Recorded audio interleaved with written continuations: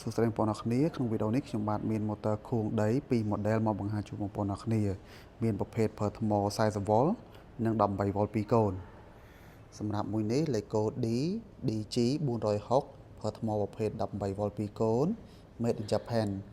ក្បាលរបស់វាជាប្រភេទក្បាលចាប់មានសោនៅនេះបងប្អូនអរគ្នាសម្រាប់ធ្វើការចាប់ប្រភេទនេះ DG 002G Made in Japan បាទប្រើថ្មប្រភេទ 40V ក្បាលរបស់វាជាប្រភេទក្បាល adapter មាន lock បងប្អូនគ្នាណា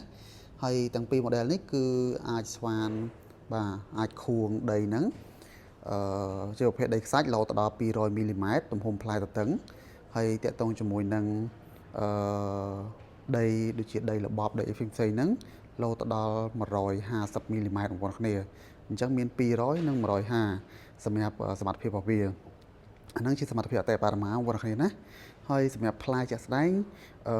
ខ្ញុំនឹងធ្វើការបង្ហាញនៅពេលក្រោយនេះខ្ញុំបង្ហាញតួម៉ូទ័រសិនបងប្អូនគ្នា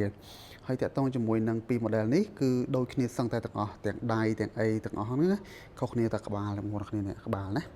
ហើយមួយទៀតប្រើថ្មអញ្ចឹងបងប្អូនគ្នាដែលបាទមានតម្រូវការជាមួយនឹងប្រភេទប្រើថ្ម 18V បាទមួយនេះ 18V ពីរកូនមួយនេះគឺ 40V មួយកូនបងប្អូនគ្នាណាអញ្ចឹងសម្រាប់ព័ត៌មានលម្អិតខ្ញុំចង់ឲ្យបងប្អូនគ្នាឆាតមកបាទសួរព័ត៌មានឬក៏តាក់ទងមកសួរព័ត៌មានតាមលេខទូរស័ព្ទដែលខ្ញុំដាក់លើវីដេអូហ្នឹងបាទសូមអរគុណ